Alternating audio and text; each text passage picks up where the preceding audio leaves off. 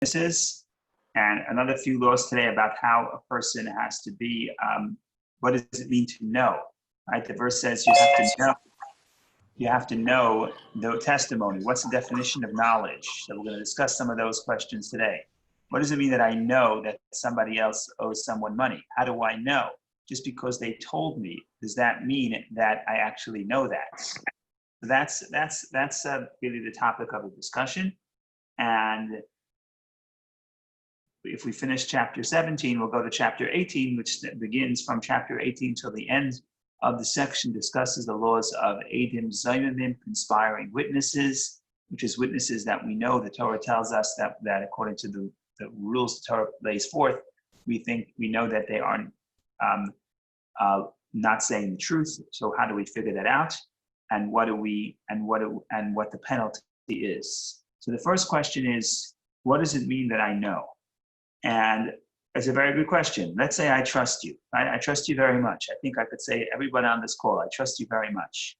If you tell me you know something for a fact, does that mean I'm allowed to go and say that I know this? In other words, in English, they call it hearsay. And with hearsay is you cannot testify if you heard from somebody, even if you believe it 100%. You actually have to actually have seen it. But then when it comes to monetary law, there are also ways where I could testify even without having actually seen it. And that's just monetary law. And that would be under certain conditions if somebody acknowledges and someone says in front of two witnesses, I owe this fellow money, and even if I had not seen the underlying transaction, I could testify that there was an admission of money owed. So that is unique to monetary law. When it comes to criminal law, a person must, to be a witness, you have to actually have seen the crime. But when it comes to monetary law, one option to be a witness is if I have seen the transaction. I saw Yankel giving his friend $50 a loan for $50. That's one option. The other option is if I know. How do I know? Because the other person admitted in my presence. And we're going to talk about some of those laws of when admission is enough when an admission before witnesses is considered that the witnesses know that this event happened. It's all based on a verse that Maimonides is going to quote. And it's in Leviticus chapter 5. The verse is referring to the mitzvah that a person has an obligation to testify. If I'm a witness, if I have seen testimony, if I have seen an event, I have an obligation to testify. If I lie and I say that I did not see the witness, I did not see the case, then that is a sin. So in that discussion, the Torah says, "V'hu eid," this person was a witness. O yada, o ra'a, either he saw, o yada, or he knew, which means that there are certain cases where I could be a witness even if I have not seen the transaction. I have not seen the underlying event. I just know about it. How could that be? How could I be a witness if I have not seen? And that is what Maimonides explains, is if there was an admission about monetary law. If I admit before two witnesses that I owe Yankel $50, then that is enough to make them witnesses. They can then testify, not that they saw the transaction, but that there was an acknowledgement. And we didn't discuss it at length, but we did mention that in general, self-incrimination in the Torah is not accepted. In other words, if I admit before two witnesses, or before the police department, or before the justice department, it doesn't matter. If I acknowledge that I committed a crime, or I killed somebody, or I stole money, whatever the case is, if I acknowledge that I committed a crime, they don't believe me, because in the Torah, we do not accept self-incriminating testimony whatsoever under any circumstances. In the United States, we have the Fifth Amendment, which protects against coercion. In other words, forcing people to self-incriminate. And therefore, a person has the right not to incriminate themselves. But of course, in the United States, a person could incriminate themselves if they choose to do so by their free will.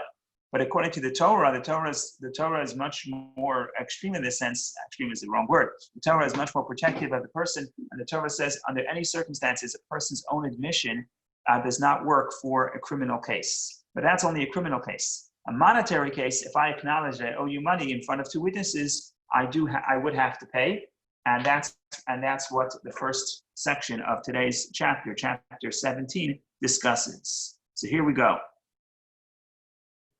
Here we go. I'm going to read it inside. When many men of great wisdom and fear of God testify to a person and tell him that they saw so-and-so commit a particular transgression or borrow money from a colleague, although the listener believes the matter in his heart as if he saw it to actually transpire, he may not deliver testimony unless he actually sees the matter or the borrower sees the matter, or the borrower acknowledges the debt verbally to him, saying, "Be a witness for me that so-and-so lent me a mana." Mana was 100 coins. Those concepts are derived from Leviticus 5:1, which states, "And should he witness, see, or know of the matter?" Which means to be a witness, you actually have to either see it or know of it. What does it mean to know of it? To know of it means that I have, according to Maimonides, Maimonides explains the verse, that to know of it means when it comes to monetary law, if there was an admission and somebody admitted before, and someone admitted before these witnesses that he owes his friend money. Whenever a person,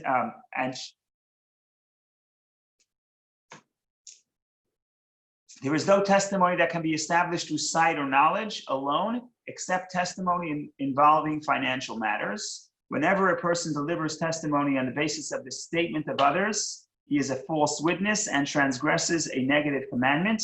As Exodus states, "Do not bear false witness against your neighbor." This is in the 10 Commandments. The 10 Commandments is one of the 9th commandment is Lo ta'aneh b're'acha et shaker. Do not bear false testimony against your friend. So it could be talking about someone who's saying something false. But here, Maimonides, here the big idea is, even if you think it's true, but if you have not seen it and you testify, you're a false witness. Why do I think it's true? Because everybody I trust tells that to me, right? What happens if Moses himself comes to me and says, "Menachem, let me tell you what happened. This event happened." I'm still not allowed to testify because I have not seen it. So that's the first point. And again, we have two ideas. We have two ideas. In general, the rule is a person must have actually seen the transaction. There's one exception. The exception is the monetary law. If the person acknowledges before two witnesses that he owes his fellow money, then that acknowledgement is binding, and the witnesses can testify that they know that this person owes his fellow money. So that is the first section of chapter 17. Now we get a little story time. And we talk about the process of how the process of how the judges would warn the witnesses and explain to them before you come into court. Today they make you take an oath, but the rabbis in the Jewish court, instead of telling you to take an oath, you didn't really have to take an oath. But what they would do is they would warn you and tell you the severity of the sin of false testimony. And they would do so and elaborate and explain how you have to actually know firsthand, and they would explain it to the witnesses, and they would ask the witnesses, "How do you know?" in order to make sure that have seen it in first person. So that's section number 2. Therefore, we issue a warning also to witnesses who testify regarding financial matters, right? So in the previous section, we have not learned it, but in the previous section, the section of Sanhedrin, the laws of the High Court, which discusses the capital cases and criminal law, there, especially in capital cases, there's a whole long speech that we give witnesses in capital cases to warn them about the severity of testifying falsely, and therefore jeopardizing the innocent person's life. And there's a whole warning that we explain. We talk about how important every human life is, and there's a whole sort of speech warning that we give to the witnesses who testify regarding capital crime. And here we're saying that we have a similar sort of a little bit toned down, but a similar version that we offer to somebody who, even to all witnesses, even to witnesses of monetary law. So I'm going to read that inside. Number 2, therefore, we issue a warning also to witnesses who testify regarding financial matters. How do we warn them? We issue the warning in the presence of all onlookers, telling them the severity of bearing false testimony and the shame suffered by those who deliver such testimony in this world and in the world to come. So we say 2 things. We elaborate about how great of a sin it is and how shameful it is. What does it mean it's shameful? You come to the world to come, the world of truth. If I sinned and I swore falsely, then it's shameful. I'm embarrassed that I did something wrong in the world to come. But what does it mean? It says also in this world, if I testify falsely, I have shame in this world. What does it mean that I have shame in this world? Nobody knows that I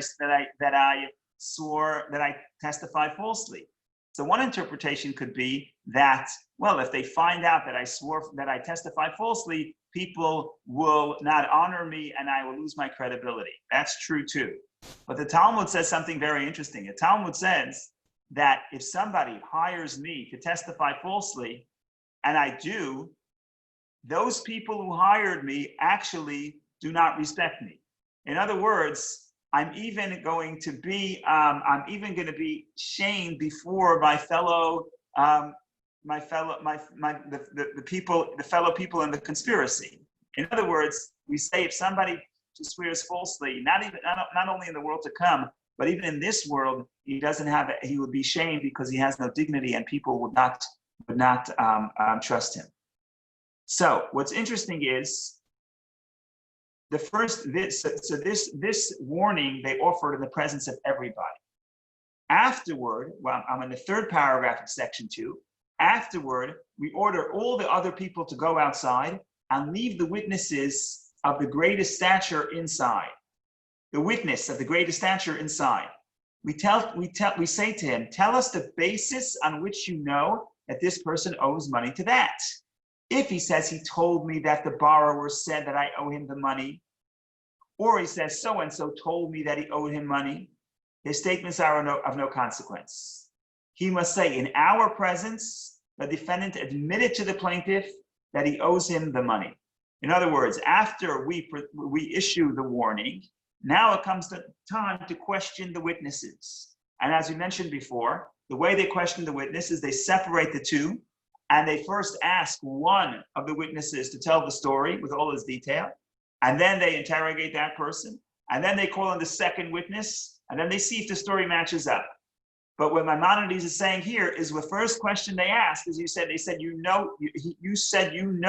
that this fellow owes, that the defendant owes the plaintiff money. The first question we say is, how do you know? If he says, I know because someone told me, or the plaintiff told me, or I trust the plaintiff, anything that he would say other than I have seen, or he says that the defendant acknowledged in my presence that he owes him money, anything other than that firsthand knowledge is of no consequence. It's not considered testimony. Afterwards, we bring in the second witness and check his testimony in this manner. If their testimony corroborates each other's, the judges deliberate over the matter and conclude the judgment. Okay. In other words, in short, you have to have firsthand knowledge. There's no hearsay. You have to see the transaction, or in monetary law, if you didn't see the transaction, you have to have been there when an acknowledgement was made, when the defendant acknowledged that he owes the plaintiff money. Okay, that's the big principle. Now, number 3 is actually very interesting. I'm not sure if people will agree with this, but it's a fascinating case.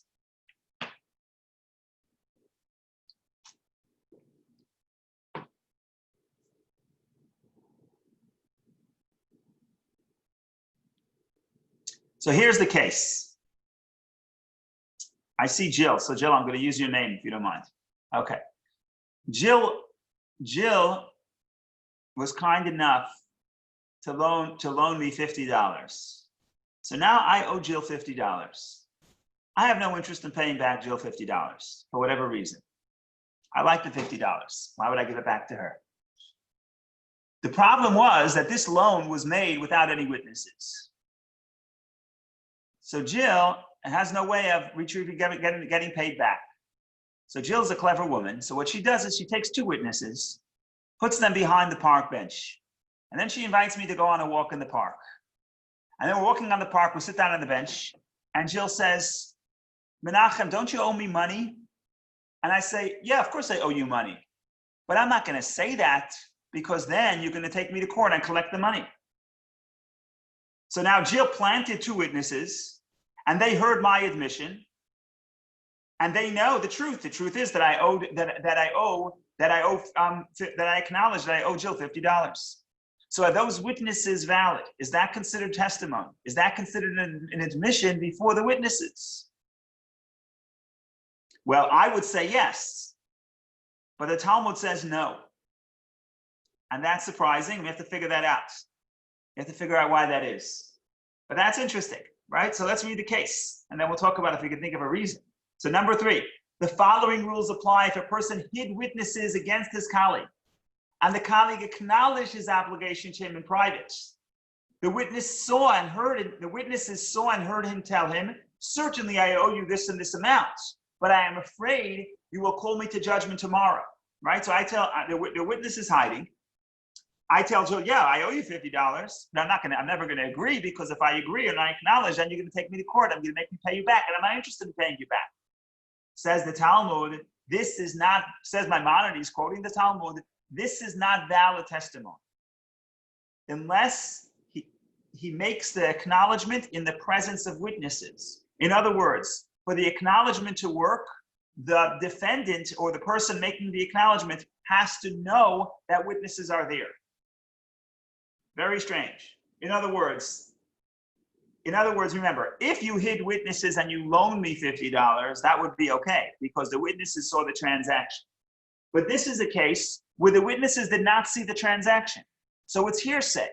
The only thing is, we say that witnesses who hear an acknowledgement, if I agree, if I admit that I owe Jill money in the presence of witnesses, those witnesses can testify that I owe Jill money. But that has to be a valid acknowledgement. So what the Talmud says, Maimonides codifies this, what the Talmud says is, for it to be a valid acknowledgement, the person acknowledging, the defendant, me, I have to know that the witnesses are there. Therefore, if Jill hides witnesses behind the park bench, and then she gets me to acknowledge that I owe her money, it's of no consequence. Why? Because it's not a real acknowledgement. The question is, how come? Sounds to me that it's a good acknowledgement. Obviously, we know the truth. So the commentary, the Talmud itself, I'm pretty sure, the Talmud itself gives the reason. Is it the Talmud? I don't remember if it's a Talmud or if it's Talmudic commentaries. I have to go back and check. But what they say is as follows. My defense, I could always tell Jill. So here's the scenario. The scenario is Jill hid the two witnesses in the park. Then she calls me.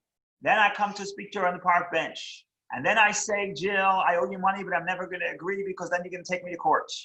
Tomorrow, the next day, Jill takes me to court. And Jill says, Menachem, you owe me $50. I say, I don't. She says, what do you mean? I have two witnesses that were standing behind the park bench who heard you acknowledge that you owe me $50. What's my defense? My defense is simple. I say, Jill, I'm sorry, I was joking. I was playing with you, I was joking. In other words, the only way an acknowledgement works is if the person knows that this acknowledgement has validity. And that's what makes it an acknowledgement. In other words, again, remember, the witnesses have not seen the underlying transaction. Had they seen the underlying transaction, they could testify that they know that I owe Jill money because they saw the underlying transaction. But this is a case that they had not seen the underlying transaction. All they see is an acknowledgement. What does it mean, an acknowledgement? I say I owe you money.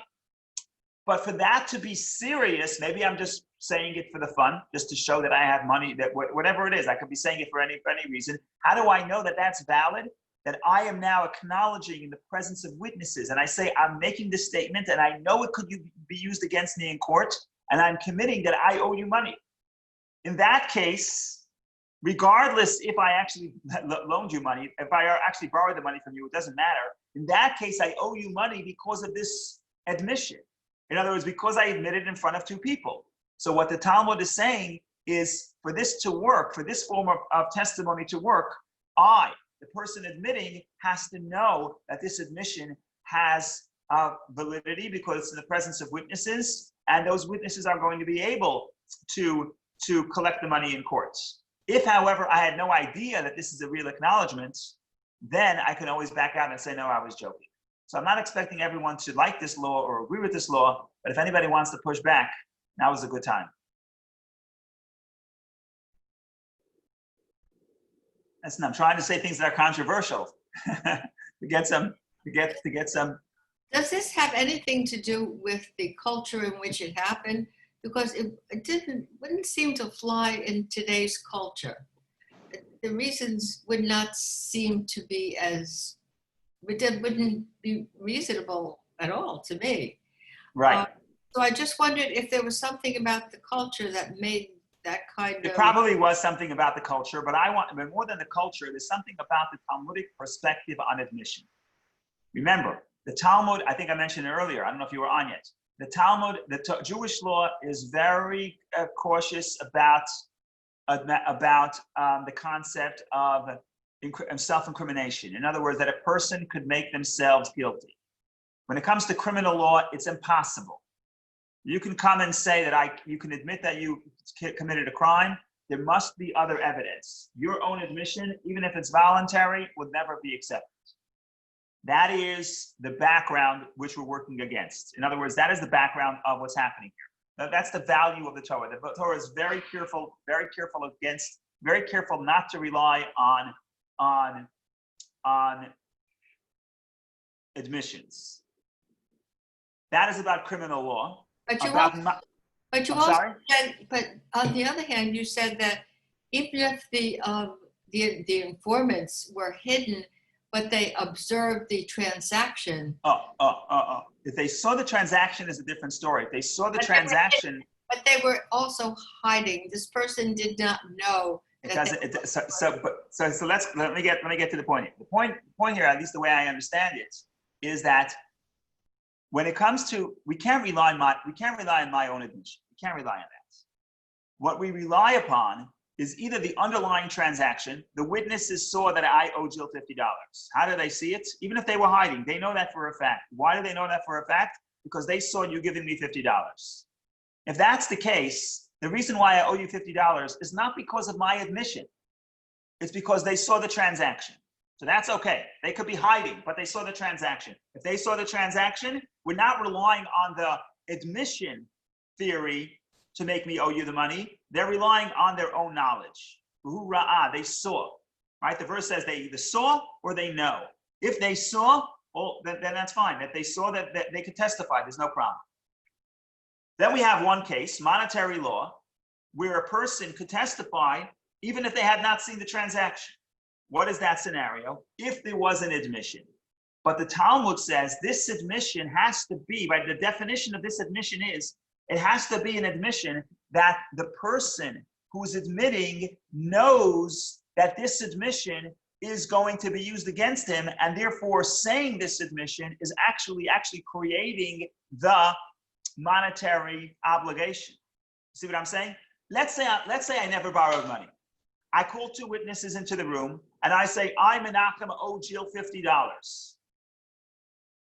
Tomorrow we come back and we search all the videotapes and we search the bank account records and we know I never borrowed money from Jill.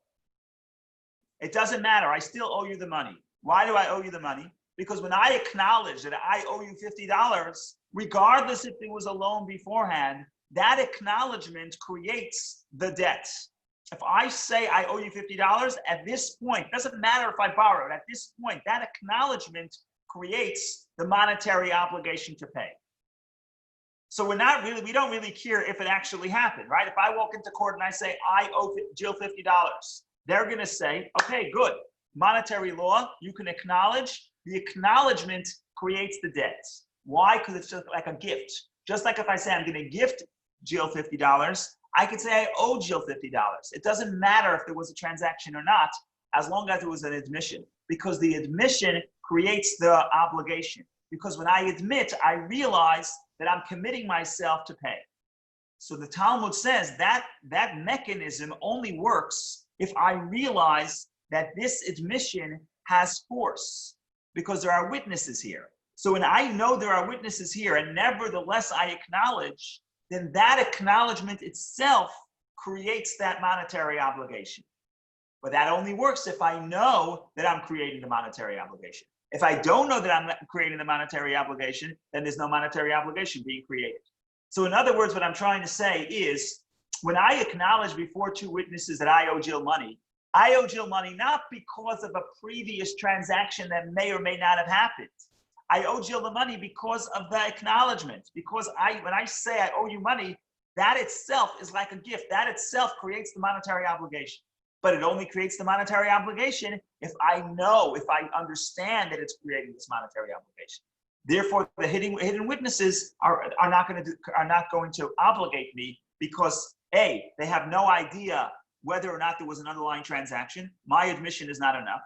Number two, my admission will work only if I know that it's working. So it's not that it's something in the culture that was different, but I think that the way people understood the basis of the law was different.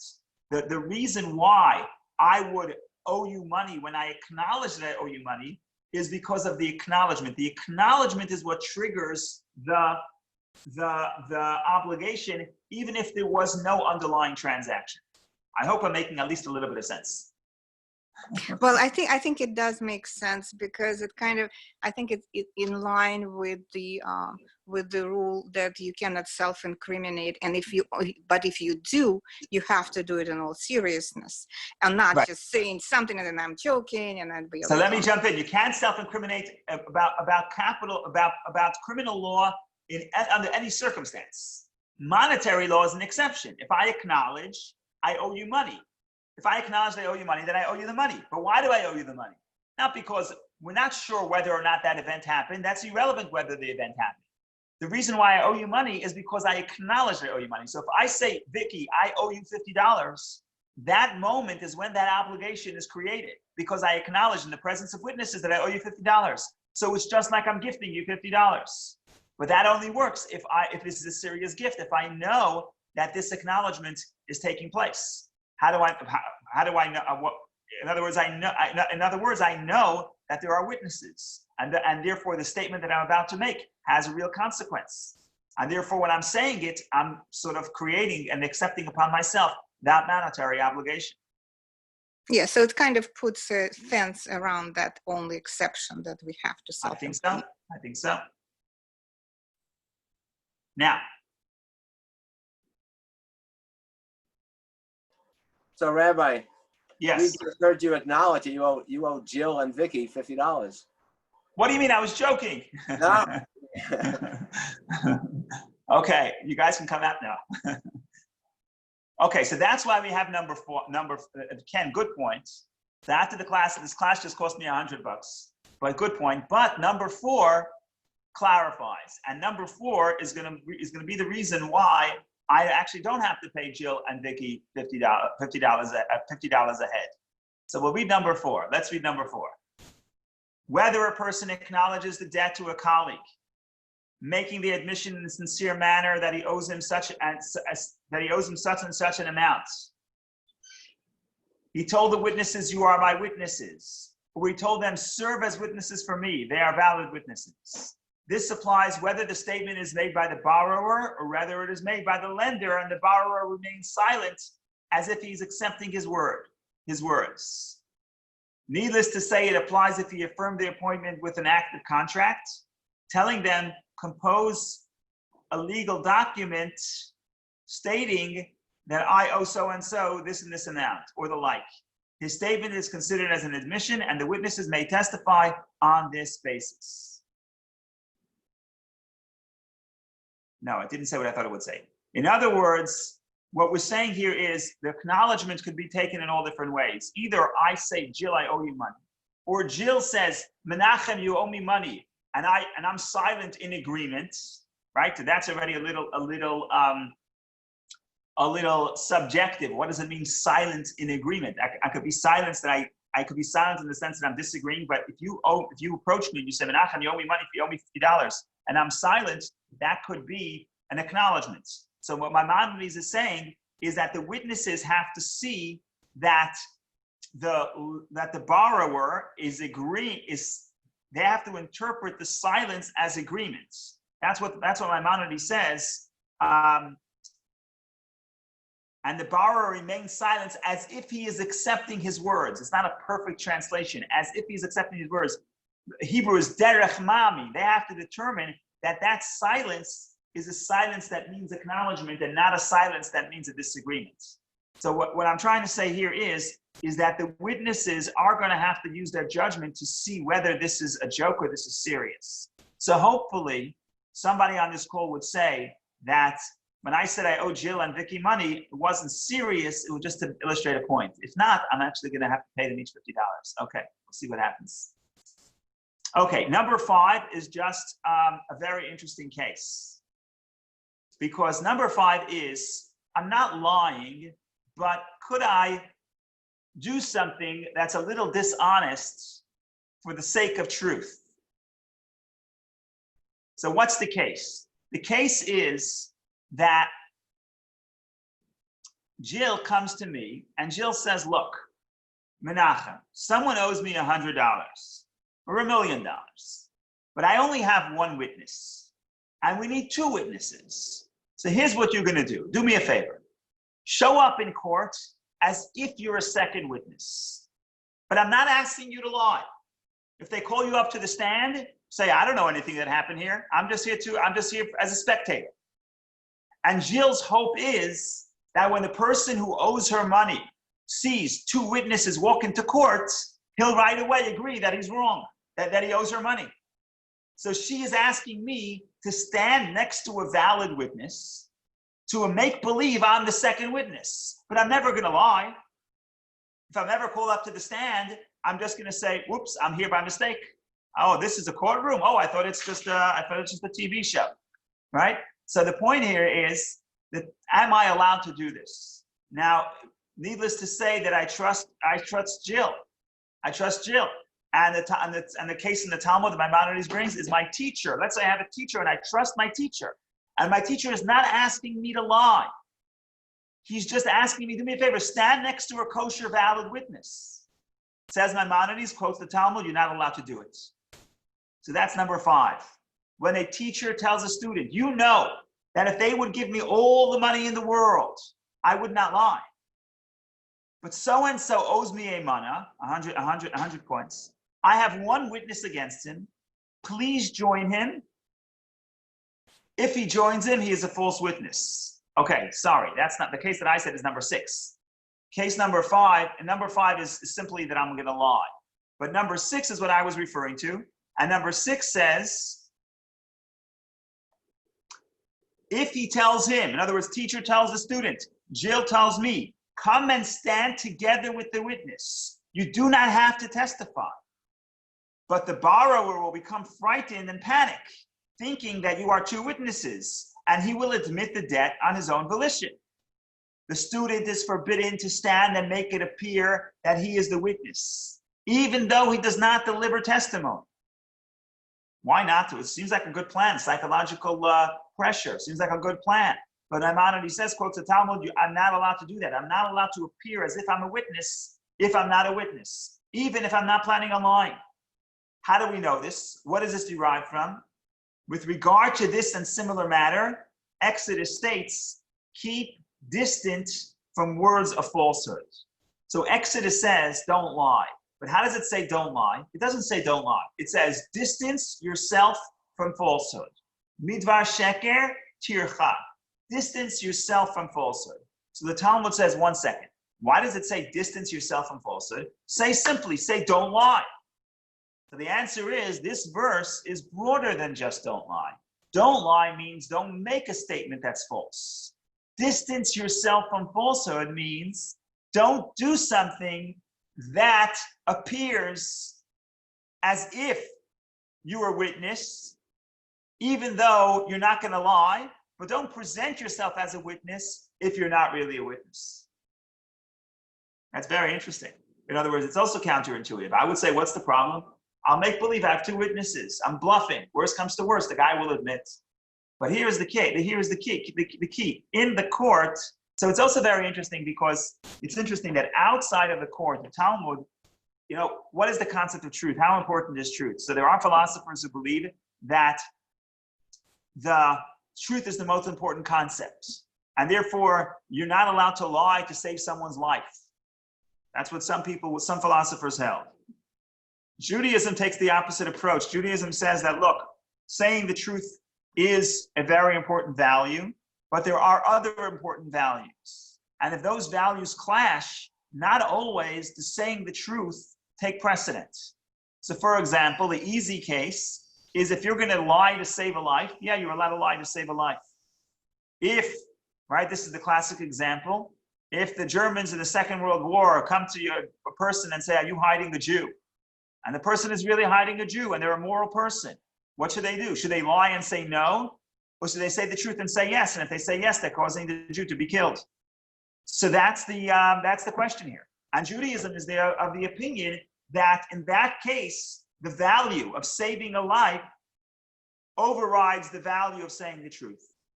But it's not only about saving life, it's about other matters as well. The Talmud said. Yeah, in this case that you cited, the truth is that the money was loaned and was owed, and that the second person is not going to testify falsely, but the truth will out if the person is guilty and sees the second person, but if the person is innocent and sees the second person, you would more likely conclude that, oh, he's not going to make that jump of assumption. I am not saying a lie, but I'm presenting a lie. What's the presenting of the lie? The presenting of the lie is... The greater truth is that he owes me money. One second. I don't know that. It's hearsay. I trust you. I'm a witness.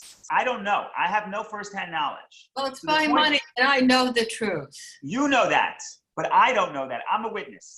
If I walk into court and present myself as a witness, even if I'll say nothing, but if I'm making an appearance as I'm a witness, then my appearance is untrue. Forget about the underlying story. I don't know anything about the underlying story. I am just the third party. I'm not the plaintiff. I'm not the defendant. I don't know. That's the point. If I'm a witness, I have to not only say the truth, but make sure that my appearance is saying the truth. And you don't learn that from the verse, don't lie, because this is much broader than don't lie. This says distance yourself from the truth, from falsehood. And that is, don't present yourself as a falsehood. Don't present yourself as if you're a witness if you're not. Again, it's an extreme case. It's fascinating. It's an extreme case. But my guess is, I think we have some lawyers here, my guess is that the lawyers, at least on the TV shows, the lawyers do these tricks all the time, right? You make believe someone's going to say something, they don't say it, right? It's all psychological warfare. But the Talmud is saying witnesses is tricky business. The court is a tricky place. So let me finish the point. The point I'm trying to say is that the Talmud believes that outside the courtroom, not only is the saving a life override the truth, but even you can actually change the truth to not be 100% honest for the sake of peace, right? If somebody comes and tells me I hate my fellow, and that other person comes back to me and says, Menachem, what did that guy say about me? I don't have to say the full truth. Why? Because if I say the full truth, it's going to undermine peace. So just to summarize before we get to the question, outside the courtroom, you could actually massage the truth for the sake of peace. Inside the courtroom is a place of, and in the courtroom, truth is the overarching value. Outside the courtroom, there are other values that compete. Inside the courtroom, truth is the overarching value. And therefore, not only do we looking for the truth, but also the means to find the truth must also be true. So in the courtroom, the truth is supreme. And therefore, I am not allowed to do something, present something that's untrue, even if it may be serving a greater truth. But I don't know that because I'm a third party. It's just hearsay to me. So it's fascinating how outside the courtroom, we actually much more lenient with the truth. The truth is much more flexible, But inside the courtroom, we're actually much more strict with the truth. And that to me is fascinating, where we have two tracks, in the courtroom and out the courtroom. But that's the story in short. So we can elaborate upon this, but first, for a second, it looks like Warren wants to ask something, so please go ahead. It's not a question, but it's a comment. If you have a moment for an anecdote that I think might be relevant. Warren, we're not able to hear. Is there any way you could make it a little louder, or? Can you hear me now? Not really. Not really. Well, then I hear you a little bit, not loud enough. let me try something else. Hang on one second. How about now? Excellent. Okay, I'll do my best here. So when I was in law school, which was now a long time ago, I studied criminal law with Alan Dershowitz, who's become famous. And as you may know, Alan is an observant Jew, or at least he was for many years. And he loved to tell an anecdote about one of his times in court. He was actually defending someone a young man who was a member of the Jewish Defense League, who was involved or accused of involvement in some way in that bombing of the Saul Hurek Yes. facility. You may remember the story. Now, this is a almost 50-year-old recollection, so I may be off in many ways, but this is what I recall. And Alan was defending this fellow, and he was in court.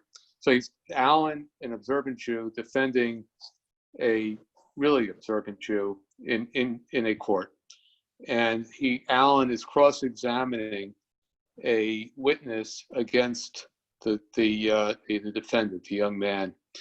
And Alan's technique was he would ask him a question, and the guy would give an answer, and Alan would pull out a piece of paper, and which would be a prior statement or something like a prior statement, which was arguably inconsistent, if not directly contradictory, of the statement that the witness made in court. So he did this a number of times on unimportant things. And then he got to the really critical question, and I don't remember what it was, but he asked the guy the question, and he kind of reached, as the guy was thinking about the answer, Alan reached into his briefcase or into the folder on his desk, and the guy gave an answer which was truthful and helpful to his client. Alan didn't have any prior statement. He didn't have anything in the envelope. It was all, as you just said, a feint, a bluff, and yet it resulted in arguably getting an acquittal for an innocent person, and avoiding and preventing someone on the stand from telling a lie. So how would Maimonides look at that situation? So that's a great story. The moral of the story is Alan Dershowitz is a great lawyer, and all defense attorneys should do the same. In the system that Alan Dershowitz is working under, the adversarial system, truth is not the number one priority. And it's not a critique, that's the fact. The job of a defense attorney is not to figure the truth. The job of the defense attorney is to defend his client with any legal means possible, or any ethical means or legal means possible. But I would say that this is not a critique, but I think you would agree with me that, just like I mentioned before, there are other values other than truth. And some of the values are protecting the innocent. And some of the values is to make sure the prosecution is doing a good job and proving their cases. And therefore, we have an adversarial system. And the lawyer's job is not to get at the truth. The lawyer's job is to defend his clients. And in that sense, Alan Dershowitz did a wonderful job. The Torah system is a different system. There are no lawyers. In other words, what we're trying to get at, we're trying to remove the clutter. We're trying to get at the truth. Now, there's an advantage to each system. And I'm not saying that the Torah system would work better in the United States of America in 2020. I'm not saying that. But I'm saying in the system that the Torah envisions for justice, in the court, just as important as getting to the truth is making sure that the means to do so is also truth. In other words, the institution of witnesses is so sacred that you don't appear as if you're a witness if you're not really so. But in this case, he tricked the witness into telling the truth. So truth was the absolute. Correct, but you would agree with me that in an American system that, for example, there are certain things that we know to be true, but we're not going to admit into the court for other reasons. So for example, if there's evidence that was seized illegally, right, it's going to tell you the truth, but they'll throw it out. Why? Right. Because the truth is not always what we're looking for. We have other values that we have to defend. And in this case, Alan, I would also argue one more point, because we could sit all day and compare the two cases. I would argue one case. Alan Dershowitz is not his job. He doesn't know what happened. He's a defense attorney. Okay. Absolutely. So he could play more tricks. A Right. witness is different. A witness is, I'm saying that I was there, or I'm appearing as if I'm saying I was there. The witness the witness cannot have tricks. If Alan Dershowitz did that as a witness, you would agree with me that that would be more problematic, because a witness is supposed to come and say the truth. The job of the witness is tell your story as best as you know it. If once you start using manipulation, the institution of witnesses will be tainted. I'll think about that, but as you say, we can go on forever about this. We can go on forever, but I think that's a point, an interesting point, that there's a difference between the witness whose job it is to say the truth. The witness is not supposed to go to law school. The witness is supposed to just say what you know, right? And the defense attorney can play tricks. But here, a witness to start using manipulation and psychological manipulation, even for a cause that may be true. But remember, by definition, he doesn't know that it's true. And because he's just a witness, he wasn't there first, he hasn't seen the actual event. And the witness's job is to say, present the truth. So therefore, we have to be very careful with witnesses, allowing them. Once you allow the witness to start tampering with making presentations that are not true, there's a thin line before the witness takes the liberty to actually say things that are not true, but for the purpose of the ultimate truth. So that's a slippery slope, dangerous territory. I'm much more comfortable with a defense attorney playing tricks than with the witness playing tricks. Yeah, especially if the witness is a student. That's the problem that I have with 5 and 6. That you have to tell it to the teacher, who probably supposed to know better without Maimonides spelling so it out. Good point. But what Maimonides, what the Talmud is getting at, is someone you trust. Who do you trust? So in Talmudic times, your teacher who taught you all the Torah you know was your moral role model. If your teacher said, do me a favor, I'm telling you this is true, why can't you just come along? And he's your moral compass. So you know, in other words, you trust that person. But the point here, the whole point of this chapter is trusting somebody is not enough to make you a witness that you know that this happened. Just because someone you trust tells you it happened, that doesn't mean you know it happens. And that's a very important distinction. And that's an educational and moral lesson from this. That's right. Some people, a lot of times you have, unfortunately, you have it in the Jewish religion as well. But people in power, so let's say clergy, would take advantage of people and do things that are immoral. And what happens is that the victim says, my teacher did it, so it must be right. And what this law is telling you is, it doesn't matter what your teacher tells you. You have to do what you think is right and what you know is to be true. So that's something very important. You can't outsource your moral compass to somebody else. The teacher may say, I'm telling you it's true. Why don't you just come along? No, you have to say no to your teacher. Thank you, Rabbi. Thank you. Okay, so we got something interesting today, a little drama, a little story. That's good. Thank you, Warren. That was nice. Next week, God willing, or next time, God willing, we'll continue with the last series of chapters, sort of a new topic, like I mentioned earlier. It's the topic of Eidim Zayim, the conspiring witnesses. How do you figure out if someone is saying the truth or not? And that's a lot of fun. So I'm looking forward to it. Until then, everybody should have a wonderful day, and we should meet each other in good health, on and off Zoom. Okay. Amen. Thank you, Rabbi. Goodbye, all. Be well. Thank you, Rabbi. Thank you.